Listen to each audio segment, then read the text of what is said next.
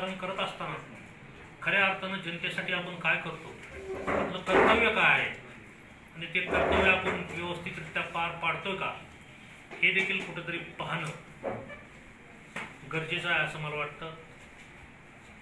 आपल्याला जे मंत्रिपद दिलंय ते मंत्रिपद लोकांचे वडील काढण्यासाठी दिलेलं नसून लोकांची कामं व्यवस्थित व्हावी, या जिल्ह्यातल्या नागरिकांचा जीवनमान उंचावं, या जिल्ह्यातल्या नागरिकांचं दरडोई उत्पन्न कसं वाढवता येईल यासाठी आपण कधी काय प्रयत्न केले का, एखादी बैठक घेतली का, कुठली शासकीय यंत्रणा आपण यासाठी कामाला लावली का, याचं देखील सुतोवाच त्यांच्याकडून येणं खरं तर अपेक्षित होतं. परंतु असं न करता अतिशय खालच्या स्तरावर जाऊन लोकप्रतिनिधीच्या बाबतीमध्ये भाष्य करणं हे कुठंतरी आपल्या जिल्ह्याला खाली मान घालायला लावणार आहे असं आम्हाला वाटतंय. ज्ञानेश्वर पाटलांच्या बाबतीमध्ये तर ते अतिशय चुकीचं बोलले. त्यांनी असं सांगितलं की माझ्यामुळं आज ते जिवंत आहेत. पक्षप्रमुख जे परांड्याला त्यांच्या घरी गेले होते, पक्षप्रमुखांना मी जर ज्ञानेश्वर पाटलाला मदत केली नसती तर त्यांना त्यांच्या फोटोला हार घालावा लागला असता.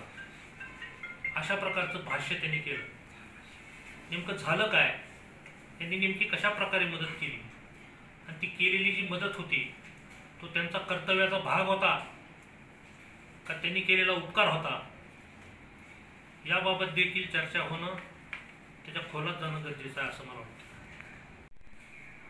किडनीचं ऑपरेशन करायचं ठरलं, ज्याला आपण किडनी ट्रान्सप्लांट असं म्हणतो, तर किडनी ट्रान्सप्लांट करायला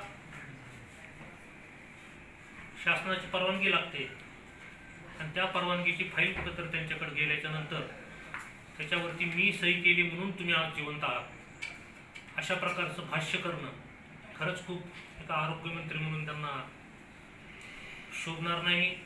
हे वक्तव्य म्हणजे अतिशय दुर्दैवी वक्तव्य आहे असं मला वाटतंय. जे काम आपण करतो हे आपला कर्तव्याचा भाग आहे आणि ते बोलून दाखवणं उपकाराच्या भाषेमध्ये हे जिल्ह्याच्यासाठी चांगलं नाही असं मला वाटतं. तर पैशाच्या गोष्टी करतो त्यावेळेस आपल्याला सुद्धा ज्या लोकांना आपण मदत केली त्यांचा सुद्धा कुठेतरी आपल्याला फायदा झालेला असेल याची जाणीव आपण विसरतो. अशा प्रकारची परिस्थिती आज त्यांच्या बाबतीमध्ये निर्माण झालेली आहे. आपल्याला आठवत असेल ज्यावेळेस पहिल्यांदा 2022 मध्ये सत्ता परिवर्तन झालं, मला वाटतं अजून पालकमंत्री पदाचं त्यांना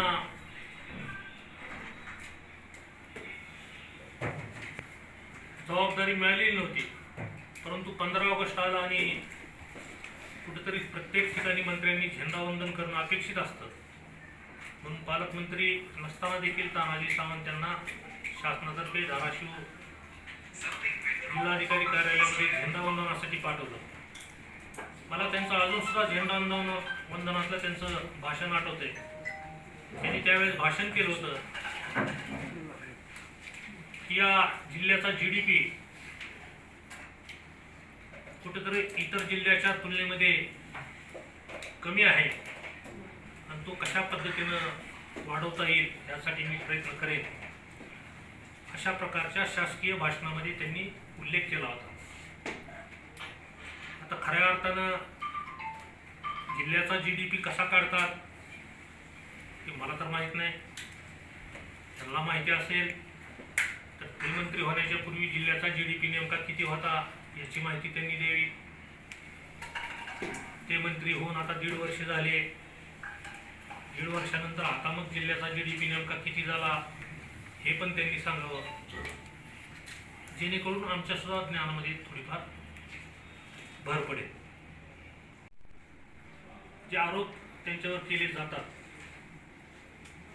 ते आरोप आम्हाला सुद्धा त्या ठिकाणी करता येतात. आपण कुठल्या पद्धतीनं कसं काय कोणाकडून गोळा केलं हे देखील आम्हाला माहिती आहे. त्या खोलात आम्ही जाऊ इच्छित नाही. परंतु एखादा मंत्री एखाद्या आमदार खासदाराला टक्केवारीची ज्यावेळेस भाषा करतो त्यावेळेस कुठंतरी त्या वातावरणात वाढलेला व्यक्ती असतो, म्हणून तशा पद्धतीचा विचार करतो असं मला वाटतं. एका स्टेजवर समोर येऊन हे सगळं खुलं करावं असं त्याने खुलं आव्हान दिलेलं आहे. या ना कधी या म्हणून, आधी माझ्याबरोबर बोला, नंतर मग ते दोघांनी बोला. ते पण कशा दुखवल्या ती पण सांगावं ना. जय श्रीराम म्हणल्यावर भावना दुखावं. त्याच्यामुळं सोयाबीनचा भाव वाढेल का? 365 दिवसापैकी एक दिवस आपण रामाची पूजा करू, तर 364 दिवसाचं काय? हा प्रश्न खऱ्या अर्थानं त्यातून निर्माण होतो. त्या 364 दिवसाचं पण कुणी तर बोललं पाहिजे. सगळेच रामभक्त असतात, आम्ही पण रामभक्त आहे. पण नुसतं रामाची भक्ती करून पोटाला अन्न मिळणार आहे का, हा खऱ्या अर्थानं त्यातून निर्माण होणारा प्रश्न आहे. त्याच्यामध्ये त्यांनी उल्लेख केला होता की मी मोदीमुळं खासदार झालो.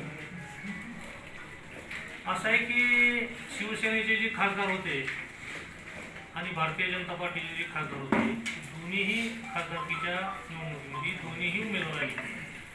बाळासाहेब असतील, उद्धव साहेब असतील किंवा मोदीजी असतील, सगळ्याचे फोटो जाऊन निवडून आले. आता जे त्यांचं भाषण आहे ते काय सांगतात की आता मोदीचा फोटो माझ्या कटाउटवर नसणार आहे, परंतु गेल्या वेळेसपेक्षा किमान एक तरी मत मी आपल्याला जास्त घेऊन दाखवतो. हा जो आत्मविश्वास त्यांच्यामध्ये आहे तो इतर लोकप्रतिनिधीमध्ये आहे का, हा प्रश्न.